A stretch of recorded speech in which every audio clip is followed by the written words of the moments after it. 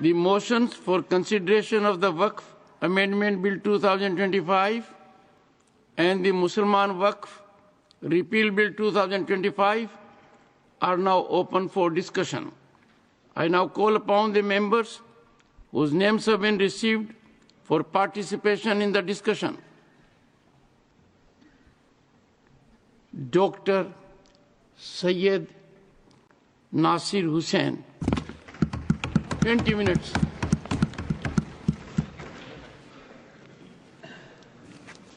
Chairman sir, मैं आभारी हूं आपने मुझे महत्वपूर्ण बिल पे बात करने का मौका दिया और मेरी पार्टी और आप मिलके मुझे जेपीसी का सदस्य भी बनाया था। कल लोकसभा में जितनी भी बहस हो रही थी मैं बड़े गौर से सुन रहा था। हमारे ऑनरेबल मिनिस्टर किरण रिजिजू जी ने काफी बातें वहां पे रखी, आज भी यहां पे रखी। कल हमारे देश के गृह मंत्री भी वहां पे काफी बात रखी। उन्होंने कहा कि ये बिल 2025 का नहीं आता अगर 1995 का एक्ट और 2013 के अमेंडमेंट्स नहीं आते। मैं आपके माध्यम से पूरे देशवासियों को ये बताना चाहता हूं, जब 1995 में ये बिल आई थी और 2013 में जब ये अमेंडमेंट्स आए थे, जो आज भारतीय जनता पार्टी एक क्लेम कर रही है कि कांग्रेस पार्टी ने ये ड्रैकोनियन लॉस लाई थी, कांग्रेस पार्टी ने एक कम्युनिटी को अपीज करने के लिए लाई थी, ये कॉन्स्टिट्यूशन से परे है। ये जो आज बड़ी बड़ी बात ये कर रहे हैं और इसका बेसिस बनाए आज के बिल का, मैं इनसे पूछना चाहता हूं कि 1995 में आप क्यों इस बिल का समर्थन किए थे? 1995 में अद्वानी साहब यहां पे थे, मुरली मनोहर जोशी जी थे, सुषमा स्वराज जी थे, अरुण जेटली जी थे, राजनाथ सिंह जी थे, सारे के सारे कंसेंसस के साथ 1995 का वक्फ बिल पास किया था। 2013 में जब ये अमेंडमेंट्स आए थे, जब भी कंसेंसस से पास किया गया था। 1995 में लोकसभा में भारतीय जनता पार्टी की तरफ से बंडारू दत्तात्रेय जी ने अपनी बात रखी थी और राज्यसभा में सिकंदर बख्श जी ने अपनी बात रखी थी। अपनी बात रखने के टाइम पे दोनों भी इस बिल का पूरा समर्थन किया था। उसके बाद में लोकसभा में भी उसके बाद में इनके 2009 के मैनिफेस्टो में भारतीय जनता पार्टी ये कहती है कि हम रहमान खान कमेटी रिपोर्ट को एग्जामिन करके हम उसको इंप्लीमेंट करने का काम करेंगे। उसी रहमान खान कमेटी के रिपोर्ट के रिकमेंडेशंस के बेसिस पे और आज ये जो बार बार कह रहे हैं सच्चर कमेटी रिपोर्ट, जिस कमेटी के रिपोर्ट को इन टोटो इन्होंने खारिज किया था, उनके खिलाफ क्या क्या इन्होंने नहीं कहा था, उस कमेटी के रिपोर्ट के खिलाफ इन्होंने क्या क्या नहीं किया था। हम लोगों ने रहमान खान कमेटी रिपोर्ट और सच्चर कमेटी की रिपोर्ट के आधार पर जब 2013 में अमेंडमेंट्स लाए थे, उस टाइम पे इनके तरफ से लोकसभा में शाहनवाज हुसैन जी, राज्यसभा में मुख्तार अब्बास नकवी जी अपनी बात रखते हुए उन 2013 के अमेंडमेंट को पूरी तरह से सपोर्ट किया था। मैं इन लोगों से पूछना चाहता हूं, अगर ये ड्रैकोनियन लॉ था, अगर ये किसी एक कम्युनिटी को अपीज करने का मामला था, अगर ये कॉन्स्टिट्यूशन के परे थे, तो आपने क्यों सपोर्ट किया था? क्यों कंसेंसस के साथ आपने ये बिल पास करने दिया था? आज 2013 के बाद सर 2014 में ये लोग सरकार में आ गए। 2014 से 2024 तक इनको समझ में नहीं आया कि ये ड्रैकोनियन लॉ है। इनको ये समझ में नहीं आया कि कम्युनिटी को अपीज करने के लिए लाया गया है। 2024 में फिर ये बिल इनको 2024 में इनको याद आ गया, वक्फ बोर्ड ड्रैकोनियन लॉ है, कम्युनिटी को अपीज कर रहे हैं। 2024 में याद आया। क्यों 2024 में याद आया? 10 साल क्यों आपको याद नहीं आया? 2024 में इसलिए याद आया क्योंकि 400 का नारा इनको दिए थे, 240 में निपट गए थे। इनको बिल्कुल मेजॉरिटी नहीं मिली थी। इनको अब समझ में नहीं आ रहा कैसा अपना वोट बैंक बढ़ाएं। इनको यह समझ में नहीं आ रहा कौन सा मुद्दा उछालें, तो इन्होंने वक्फ बोर्ड को लेके आया, इस एक्ट को लेके आके कम्युनल पोलराइजेशन करने का काम कर रहे हैं। आप कह रहे हैं कि हम अपीज कर रहे हैं, आप पोलराइज करना चाह रहे हैं। पूरे देश को, पूरी दुनिया को पता है पोलराइजेशन देश में होता है तो किसका फायदा होता है करके। कौन पोलराइज करता है, कौन धर्म की राजनीति करता है, कौन किसी एक कम्युनिटी को विलन बना के उसके खिलाफ में एक नैरेटिव बिल्डअप करने का काम करता है। और ये पूरी बिल मैं दावे के साथ कह सकता हूं और पूरे में तत्व के साथ, लॉजिक के साथ यहां पे अपनी बात रखूंगा, ये बिल टोटली फॉल्सिटी पे है, ये मिस इन्फॉर्मेशन कैंपेन पे है, एक नैरेटिव बिल्डअप करने की पिछले 4 महीने से 6 महीने से कोशिश की गई है। इसमें सिर्फ ये नहीं, पूरा गोदी मीडिया लग गया इनके सपोर्ट में।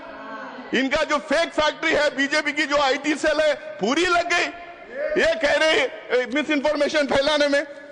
मैं इनके सारे जितने ये मैं भी जो बात किया मैं आपके सामने यहाँ टेबल पे रखता हूं सर। आप कह रहे हैं, आप रिजिजू कह रहे हैं कि हम ट्रांसपेरेंसी लाएंगे, गरीब को मदद करेंगे, हम वक्फ बोर्ड को ताकत देंगे, हम वक्फ बोर्ड को शक्ति देंगे। भैया आप 10 साल पावर में थे, क्या किए? आज वेबसाइट निकाल के देखेंगे, सेंट्रल वक्फ काउंसिल की जो बात कर रहे हैं सिर्फ किरण रिजिजू का नाम नजर आएगा, काउंसिल नहीं है उसके अंदर, काउंसिल नहीं है उसके अंदर। और जो बजट अलॉकेट होता था वक्फ काउंसिल के लिए वो भी नहीं दिया गया। वहां का जो स्टाफ था उनको सैलरीज नहीं दिए गए। भारतीय जनता पार्टी के जो रूल्ड स्टेट्स हैं, कई जगह 10 साल, कई जगह 15 साल, कई जगह 20 साल से है, वहां पे स्टेट वक्फ बोर्ड कॉन्स्टिट्यूट नहीं किए गए। आप अपने शासित राज्यों में वक्फ बोर्ड का नाम नहीं लेते, वहां के वक्फ बोर्ड कॉन्स्टिट्यूट नहीं करते। आज आप कह रहे हैं गरीब मुसलमान को मदद करेंगे, आप कह रहे हैं इसमें ट्रांसपेरेंसी लाएंगे। कितना आप जो असत्यवादी देश के सामने रखेंगे और पार्लियामेंट में रखेंगे। आप हमेशा मिसलीड करने का काम किए हैं। हर एक चीज जो ये बोल रहे हैं इसमें ये सत्य से दूर है और देश को गुमराह करने के लिए, मिसलीड करने के लिए ये बातें यहां पे कर रहे हैं। सर, किरण रिजिजू जेपीसी की बात की, कल जगदम्बिका पाल साहब जेपीसी की बात की, बहुत सारे भारतीय जनता पार्टी के नेताओं ने जेपीसी की बात की। जेपीसी गठित हुई, आप लोगों ने मुझे भी सदस्य बनाया था, मौका दिया था वहां पे काम करने का। पहले जब शुरू हुआ, स्टेक होल्डर्स आने लगे, एक्सपर्ट्स आने लगे, एकेडमिशियंस आने लगे, तो उसमें 97-98% लोग आके बिल के खिलाफ बात रखे। उन्होंने तर्क दिया, उन्होंने रीजंस दिया। जब इनको पता चल गया कि बिल के फेवर में कोई आ नहीं रहा है, पूरा बिल के खिलाफ लोग आके डिपोज कर रहे हैं, आप इनको पूछिए कि 1 लाख जो है आंकड़ा दे रहे हैं, कितने लोग उसमें बिल के फेवर में, कितने बिल के खिलाफ है।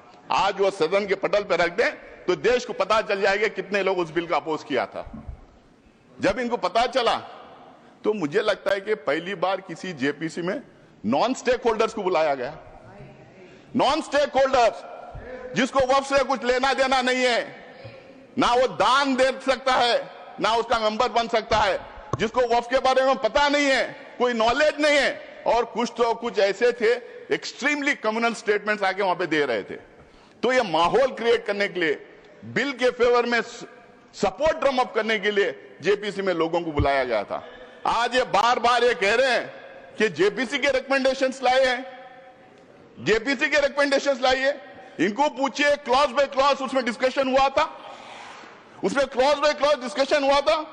किसी भी जेपीसी का ये मिनिमम बेसिक रिक्वायरमेंट होता है कि वहां पे अमेंडमेंट्स के लिए जो भेजा गया है उसका क्लॉज बाय क्लॉज डिस्कशन होना है। मुझे लगता है कि पहली बार ये 75 years of parliamentary democracy in India में जेपीसी में क्लॉज बाय क्लॉज बिना डिस्कस किए अमेंडमेंट बुलडोज करके इन्होंने लेके आया है। वो पूरी जेपीसी के रिकमेंडेशंस नहीं थे, वो पूरी जेपीसी के रिकमेंडेशंस नहीं थे, वो एनडीए के एमपीज के रिकमेंडेशन थे, वो थोपे हुए रिकमेंडेशन थे। वहां पे अंतर ज्यादा नहीं था, 1-2 एमपीज का अंतर था। आप उठा के जेपीसी की रिपोर्ट में देख ले कितने फेवर में किए, कितने खिलाफ किए। हमारा एक भी रिकमेंडेशन उसमें लाया नहीं गया है। तो अगर वही आपको करना था, जो स्टेक होल्डर जो आए थे, जो वहां पे डिपोज किए थे इसके खिलाफ में, उनका सुझाव नहीं लेना था, अपोजिशन के एमपीज का सुझाव नहीं लेना था, जेपीसी गठित ही नहीं करना था। आज जेपीसी की बात कर रहे हैं आप ऐसा करें, हमने इतना बड़ा दिल कर दिया, हमने जेपीसी में भेज दिया। अरे जेपीसी में भेज के किया क्या, और उसको और वर्सन किया है। मैं आगे बताऊंगा कैसा कैसा इन्होंने वर्सन किया है। Please sir, I need your protection. Yes please, जब रिजू जी बात कर रहे थे, हम लोगों ने किसी ने बात नहीं किया। प्लीज बैठ करके ये मत ना समझे कि आप बात करने तो हमारी कैपेसिटी नहीं डिस्टर्ब करने के लिए। प्लीज आप सर, उनको बोलने दीजिए प्लीज। सर, ये जितने अमेंडमेंट्स अब लाए हैं हमारे कॉन्स्टिट्यूशनल प्रोविजंस के खिलाफ हैं। ये 14, 25, 26, 30 को वायलेट करते हैं। ये इक्वलिटी बिफोर लॉ को वायलेट करते हैं। ये parity in laws for all sections of the people को वायलेट करते हैं। वन नेशन वन लॉ हम नहीं कहते, वन नेशन वन लॉ का नारा बार बार ये लोग देते हैं, उसको ये वायलेट करते हैं। ये यूसीसी बार बार बोलते हैं, उसको ये वायलेट करते हैं। अगर इतना ही है, मैं आज भी यहां कह रहा हूं, कांग्रेस पार्टी की तरफ से मैं कह रहा हूं, एक मुसलमान एमपी उस कम्युनिटी के होने के नाते से मैं कह रहा हूं, इस देश में जितने समुदाय हैं, जितने धर्म हैं, उन तमाम religious centres, religious activity centres, धर्मस्थल जितने हैं, उसके गवर्नेंस और एडमिनिस्ट्रेशन में एक तरफ ये एक तरीके का लॉ होना चाहिए। सबको एक तरीके का लॉ रहने, हिंदूज को, मुसलमान को, सिख्स को, क्रिश्चियन को, पारसीज को, जोरस्ट्रियंस को, सबको एक तरीके का लॉ बनाइए। आप क्यों घबरा रहे हैं उससे? बनाइए लॉ उसके लिए, पर्सनल लॉ छोड़ के बाकी के सब गवर्नेंस एंड एडमिनिस्ट्रेशन में एक तरीका लॉ होना चाहिए। आप मैं आगे बताऊंगा और पार्लियामेंट के पटल पे मैं देखूंगा किस तरह से अलग अलग समुदाय में ये भेदभाव कर रहे हैं, किस तरह से ये टारगेटेड लेजिस्लेशन है, किस तरह से ये अनफेयर लेजिस्लेशन है, किस तरह से ये मुसलमानों के खिलाफ का लेजिस्लेशन है। आप बार बार कह रहे थे मुसलमानों के खिलाफ नहीं है। मैं दावे के साथ मैं कहना चाहता हूं, मैं आपके सामने प्रूफ दूंगा, यहां पे रखूंगा, ये बिल्कुल टारगेटेड लेजिस्लेशन है। आप इस देश में आप ये मैसेज देना चाहते हैं कि यहां पे एक कम्युनिटी को बिल्कुल सेकेंड क्लास ग्रेड का सिटीजन हम बना के रखेंगे। आप जिस तरह के लॉस लेके आ रहे हैं, वो धर्म के आधार पे आप लॉस लेके आ रहे हैं। ये पहला नहीं है। कल कोई सीए एनआरसी की बात कर रहा था, यहां अमित शाह जी बैठे हैं, जब उस हाउस में हम लोगों ने सवाल किया था तो इन्होंने बोला था क्रोनोलॉजी से समझिए, ये सिर्फ सीएए नहीं है, इसके साथ एनआरसी और एनपीआर जुड़ेगा। जब इनसे सवाल पूछा गया था तो बोले नहीं, इससे लिंक्ड है। आप कह रहे हैं कि हम धर्म के आधार पे हम किसी की सिटीजनशिप छीन नहीं रहे, लेकिन धर्म के आधार पे आप सिटीजनशिप रोक रहे हैं। ये पहली बार हिंदुस्तान की कॉन्स्टिट्यूशन में ऐसा हुआ है। मुझे नहीं लगता है कि कहीं ऐसा और हो रहा होगा। उसके बाद में 1991 का सेटल्ड क्वेश्चन है sir, 1991 places of worship act का सेटल्ड क्वेश्चन है। उसमें इनके लोग हाई कोर्ट में चले जाते हैं, सुप्रीम कोर्ट में चले जाते हैं, उसके खिलाफ इनके पार्टी के ऑफिस बेयरर्स पिटीशन फाइल करते हैं 1991 प्लेसेस ऑफ वर्शिप एक्ट के खिलाफ में, और मंदिरों के नीचे मस्जिदें ढूंढने का काम करते हैं। आज अगर हमारे देश में हम खोदना शुरू कर देंगे, इतिहास में पीछे चले जाएं, तो किसके नीचे क्या क्या मिलेगा किसको पता है। हम इतिहास को खोदना नहीं चाहिए। बाकी के सारे देश आगे बढ़ने का काम कर रहे हैं, तो हमें इतिहास में जाके खोदने का काम शुरू किए। यहां पे भी उसका प्रोविजन कर दिए। आज किरण रिजिजू जी आप यहां कह रहे थे, भाई हम लोगों ने, सर ये कौन है सर? आप बीच में टिप्पणी ना करें। कौन है सर ये? आप बोले इधर प्लीज। जगेश जी, सर मैं उससे आगे आऊंगा। अभी किरण रिजिजू जी ने बताया कि वफ का मायना क्या है। सर वफ का माना दान है, it as simple as that. वफ का माना दान है। दान कोई भी किसी को भी कर सकता है। ये बार बार कह रहे थे कि 2013 में एनीबडी कैन डोनेट करके लेके आए। इनको शायद ये पता नहीं, हुजूर मोहम्मद, प्रॉफिट मोहम्मद के जमाने में गैर मुसलमानों भी दान करते थे। बहुत इंपॉर्टेंट सेंटर से जहां पे गैर मुसलमानों ने दान किया है। दान के लिए कोई रोक नहीं है। और ये दान का कॉन्सेप्ट सिर्फ हमारे धर्म में नहीं है, हम उसको वफ के नाम से कहते हैं, लेकिन दान का कॉन्सेप्ट हर मजहब में है। हिंदूज में है, सिख्स में है, क्रिश्चियंस में है, दुनिया के हर मजहब में दान का कॉन्सेप्ट है। हमारे दान के कॉन्सेप्ट से बनाए हुए इदारों को गवर्न करने के लिए, एडमिनिस्ट्रेट करने के लिए, रेगुलेट करने के लिए वक्फ बोर्ड बना है। ये बात फैलाई जा रही है, क्यों सिर्फ मुसलमानों को वक्फ बोर्ड चाहिए, क्यों हमारा बोर्ड नहीं चाहिए, क्यों सनातन बोर्ड नहीं चाहिए। इतना सोशल मीडिया में इसको फैलाया गया, मुसलमानों को अपील करने के लिए वक्फ बोर्ड बनाए गए। शायद इनको पता नहीं, शायद ये बोलना भी नहीं चाहते। इस देश में एंडोमेंट बोर्ड्स हैं, इस देश में मुजरा डिपार्टमेंट्स हैं, इस देश में हिंदू रिलीजियस प्लेसेस एक्ट्स हैं, इस देश में SGPC है, इस देश में बहुत सारे स्टेट्स में क्रिश्चियंस के लिए काउंसिल्स और कॉर्पोरेशंस हैं। हर मजहब के लिए है, हर मजहब के रिलीजियस इंस्टीट्यूशंस को गाउन करने के लिए अलग अलग एक्ट्स बनाए गए हैं। टेंपल ट्रस्ट से, स्टेट से अलग अलग एक्ट्स बनाए गए हैं। आप ये क्यों भ्रम फैला रहे हैं?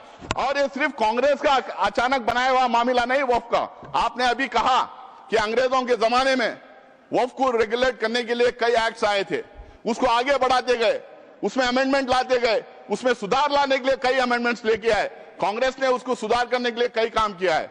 और 1995 में 2013 के एक्ट्स के बारे में ये बार बार जो बोल रहे हैं, वो बिल्कुल वक्फ बोर्ड को स्ट्रेंथन करने के लिए, वक्फ प्रॉपर्टीज को बचाने के लिए, एंक्रोचर्स को हटाने के लिए, उसमें ट्रांसपेरेंसी लाने के लिए हम लोगों ने वो अमेंडमेंट्स लेके लाए थे और इनका पूरा सहयोग और सपोर्ट उसमें था।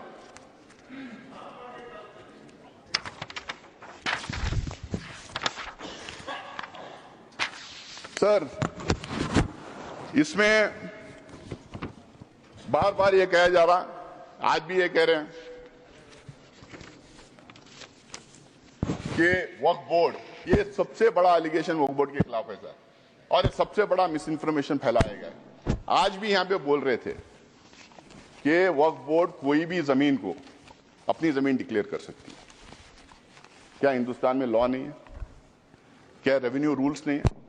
क्या प्रॉपर्टी रूल्स नहीं? मतलब कहीं पे भी हम टवल डाल दें और हमारी बना लें?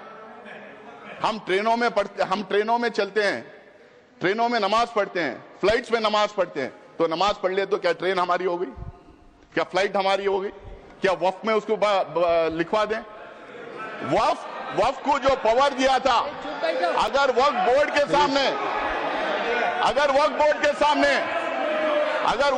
सामने कोई कंप्लेंट आता है, वक्फ बोर्ड के सामने कोई कंप्लेंट आता है, तो वक्फ बोर्ड उसकी तहकीकात करती है, उसकी इंक्वायरी करती है, उसके लिए सेट रूल्स हैं। शायद किरण रिजिजू को यह बात पता नहीं कि हर स्टेट उस इंक्वायरी कैसा कराया जाए, हर स्टेट के रूल्स अलग बने हुए हैं।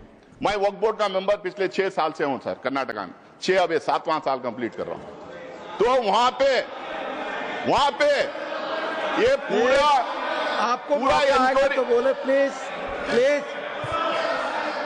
पूरा इंक्वायरी होने के बाद में सर्वे कमिश्नर उसको सर्वे करता है, कलेक्टर उसको चेक करता है, फिर उसके बाद में स्टेट गवर्नमेंट को जाता है, स्टेट गवर्नमेंट उसको वेरीफाई करती है, उसके बाद में वक्फ गेजेट उसके बाद में सरकार उसको गेजेट करती है। उसके बावजूद भी अगर कोई संतुष्ट नहीं है तो ट्राइब्यूनल में जा सकता है। अगर वहां भी कोई अगर वहां भी उसके खिलाफ अगर डिसीजन जजमेंट आता है, अगर वहां पे वो कन्विंस नहीं है तो वो कोर्ट में जा सकता है। आज ये कह रहे हैं कि कोर्ट में रिव्यू नहीं कर सकते, कोर्ट में बिल्कुल रिव्यू कर सकते हैं। अगर कोर्ट में रिव्यू नहीं कर सकते तो हाई कोर्ट में और सुप्रीम कोर्ट में वो के इतने केसेस कैसा हो रहे हैं,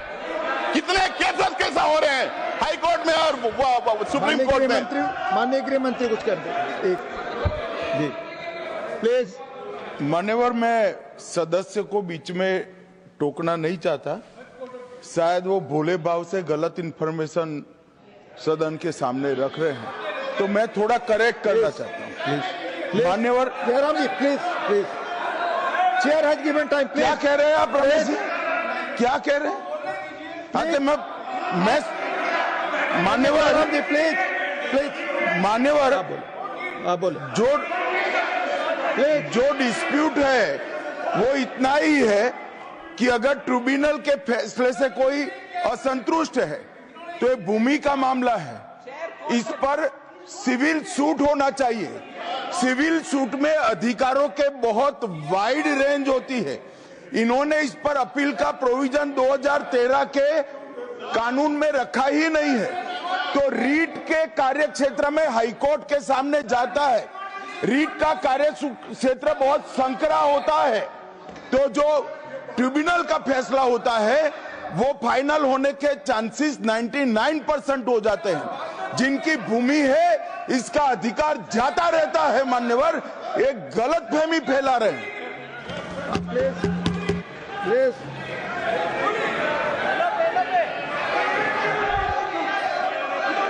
ये आप ही को दे रहे हैं, आप सुनते नहीं। सर, आप ही को कह रहा हूं मैं। सॉरी, अब शुरू की। देखिए साहब, वो बात कर रहे हैं और हमने रिजू जी साहब का तो बहुत शांति के साथ सुना और रात में भी कल आपका भाषण वहां पर भी टीवी में पूरा सुना। कम से कम वो जो उन्होंने तैयारी करके लाए हैं, उन्होंने भी पढ़ के आए, वो तो कोई ऐसे वैसे बात नहीं कर रहे। इसके ऊपर गंभीरता से अध्ययन करके वो आए हैं। उनका फ्लो बीच में चले जाता, विचार चले जाता। तो इसलिए मैं आपसे कृपा करके विनती करता हूं, उधर के लोगों को टोकना बंद करने के लिए कहो। जो कुछ कहना है वो अपनी बात उत्तर में कहे। मैं यही चाहता हूं। अब उनको कंट्रोल करिए। Doctor Syed Naseer Hussain, please please. Sir, tribunal के बारे में इन्होंने कहा, रिजू जी ने, कि 2 थे, उन्होंने 1 बढ़ा दिया। 2013 में भी 3 ही थे। 2013 में भी 3 ही थे। 2013 में भी इस्लामिक स्कॉलर डोमेन एक्सपर्ट थे। बल्कि इन्होंने अभी कर दिया कि रिटायरिंग या सर्विंग। पहले हम लोगों ने सर्विंग जज को रखते थे। भ्रम में फैलाया जा रहा था कि वक्फ का ट्रिब्यूनल है, वक्फ कॉन्स्टिट्यूट करती है, लेकिन स्टेट गवर्नमेंट कॉन्स्टिट्यूट करता है, वक्फ बोर्ड नहीं कॉन्स्टिट्यूट करती है। ये भ्रम फैलाया जा रहा है। सर, इन्होंने एक नया प्रोविजन लाया, बोला कि सिर्फ मुसलमान दान कर सकता है। और दूसरी बात इन्होंने बोला कि 5 साल का प्रैक्टिसिंग होना। अब ये तो था पहले, जेपीसी को जाके आने के बाद अब ये कह रहे हैं कि उसको डेमोन्स्ट्रेट करना चाहिए। पहले तो प्रधानमंत्री कहते थे कि हम कपड़ों से पहचान लेते हैं। आप कैसा पहचानेंगे? हम कैसा डेमोन्स्ट्रेट करेंगे? कौन से कपड़े पहनना पड़ेगा? मैं टोपी पहन के जाऊं या दाढ़ी लगा के जाऊं, या कोई मेरे घर में सीसीटीवी कैमरा लगा के देखेगा मैं नमाज पढ़ रहा हूं या नहीं पढ़ रहा हूं? मस्जिदों में सीसीटीवी कैमरा लगाएगा या और कोई तरीका होगा कि 5 साल कोई प्रैक्टिसिंग मुस्लिम है या नहीं पता करने के लिए? या नहीं कोई रिजू जी से मैं पूछना चाह रहा हूं, क्या एक दूसरा डिपार्टमेंट खोलेंगे कि ये आइडेंटिफाई करने के लिए प्रैक्टिसिंग मुस्लिम है या नहीं? और वो जो सर्टिफिकेट देंगे उस पे भी मोदी जी का ठप्पा रहेगा कि ये मुसलमान है या नहीं करके बोल के। हाँ, मोदी जी की फोटो भी लगा देंगे उस सर्टिफिकेट पे। Sir, Waqf by user, sir Waqf by user की बात तो सबसे बड़ा मार जो इस बिल में ला रहे हैं वक्फ बाय यूजर। क्यों ये ला रहे हैं सबको पता है। इनकी सारी की सारी जो है निगाह संपत्ति पे है, जमीन पे है, लैंड पे है। धारावी पे में किसको दिया है उन्होंने? करोड़ों के भाव पे किसको दिया? कल मैं टीवी डिबेट पे था, एक जेपीसी की मेंबर थी इनकी मेरे साथ में, वो कह रही थी कि हम लैंड मोनेटाइज करेंगे। तो समझ में आ गया, मोनेटाइज करके किसको देंगे? तो वक्फ बाय यूजर का मतलब क्या है सर? इस देश में, हमारा देश प्राचीन देश है, इस देश में अलग अलग टाइम अलग अलग धर्म के स्थल बने हुए। हमारे देश में इतने किंगडम्स थे, राष्ट्रकूटा से लेके मौर्य से लेके चेरास, कदम्बास, विजयनगर एम्पायर, अशोका साम्राट का पता नहीं क्या कितने थे, बादशाहें थे, ब्रिटिश गवर्नमेंट थी। यहाँ पे सिर्फ मस्जिद मंदिर की बात, सिर्फ मस्जिद की बात नहीं था। इस देश में बहुत खूबसूरत मंदिरें बने, जबरदस्त मॉन्यूमेंट्स हैं देखने के लायक, गुरुद्वारास हैं, चर्चेस हैं, मस्जिद हैं। अगर आप 400, 500, 600 साल पुराने इमारतों के कागज पूछेंगे, तांबे में, पीतल में जहां लिखा था, कहां से ढूंढ के लाएंगे? उसका प्रूफ सिर्फ ये है, ये हर समुदाय के लिए सही है कि those properties, those institutions exist even today and they are in long usage. That is the proof of that being in waqf.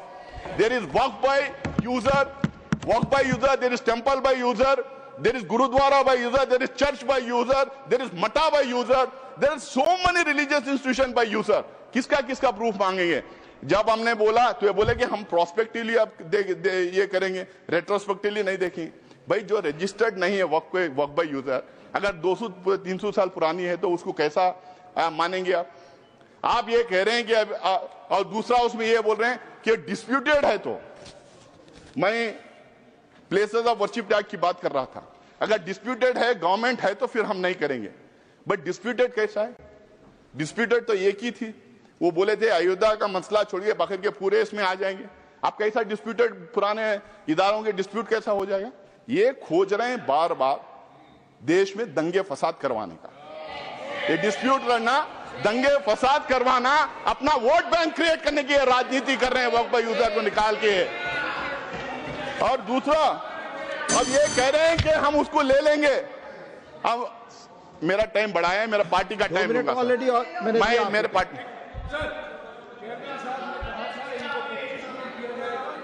Party का समय बाकी है, इनको 25 मिनट दीजिएगा। और उससे ज्यादा साहब ने कहा था। Please please please. तो सर अब एक बोलिए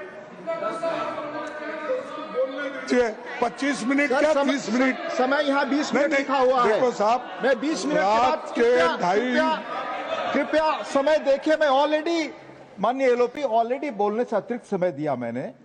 प्लीज अब मैं ले रहा हूं सर। अब सर दूसरा, सर आप ये कह रहे हैं कि वक्फ यूजर ऐसा ही रहेगा जो रजिस्टर्ड है, और दूसरी तरफ कह रहे हैं कि पोर्टल हम नया ला रहे हैं और उस पोर्टल में हर एक वक्फ को फिर दोबारा रजिस्टर करना पड़ेगा। भाई वक्फ यूजर वो रजिस्टर्ड हो गया था, सीधा उठा के डाल लीजिए उसमें, आप फिर दोबारा उनको क्यों रजिस्ट्रेशन करें? आप चाह रहे हैं कि फिर वो दोबारा पेपर उससे मांगे, आप पेपर ना दें, फिर आपके लोग जाके दंगा फसाद करें और आपका वोट बैंक बढ़ता रहे।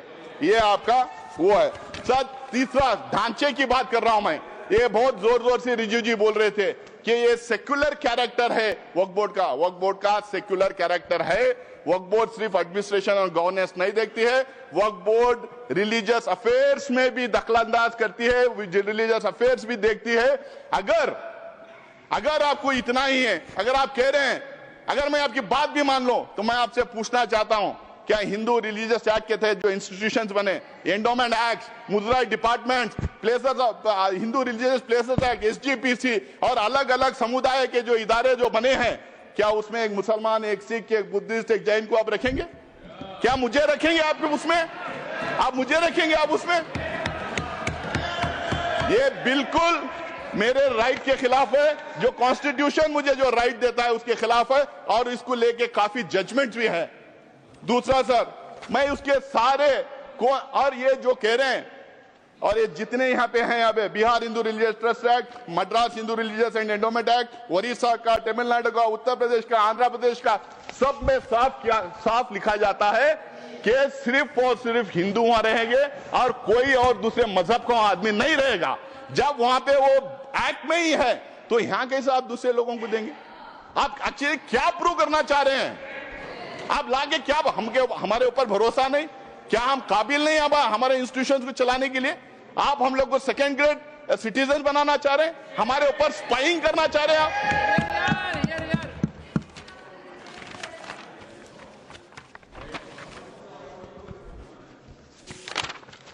सर सीईओ को लाने की बात थी कि मुस्लिम सीईओ नहीं रहेगा, दूसरा आएगा। वहां पे भी मैं तमिलनाडु, तेलंगाना, आंध्र प्रदेश के मैं एक्ट बताता हूं, वहां पे भी यह कहा गया हिंदू।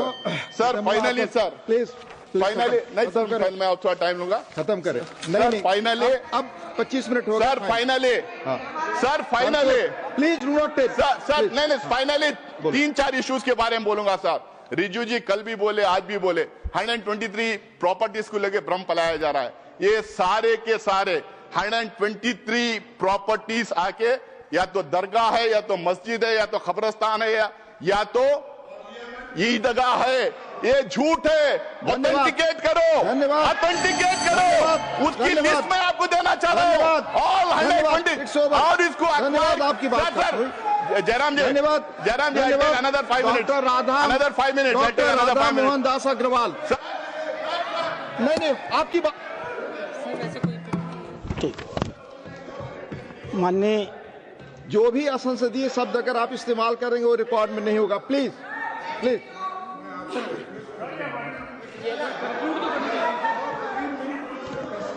जी हाँ, यहाँ जो लिखा हुआ 20 मिनट 20 से 25 हुआ, आपकी पार्टी का समय जाएगा, आपकी पार्टी का समय जाएगा। प्लीज बोले आप, मेरे 2 मिनट पार्टी और। के समय में दे दो। 2 मिनट में और खत्म करें। देखो प्लीज साहब, मैं बोल रहा हूँ 2 मिनट में और मेरे खत्म पार्टी करें। के समय में 3 मिनट सर, 2 मिनट में और खत्म करें। सर, ये 123 एकर्स, 123 प्रॉपर्टीज जो बिल्कुल रिलीजियस प्रॉपर्टीज है, ये लुटियंस दिल्ली जब बना रहे थे, न्यू दिल्ली जब बना रहे थे 1910 में, अंग्रेज गवर्नमेंट ने पूरा का पूरा ये एरिया अक्वायर किया था।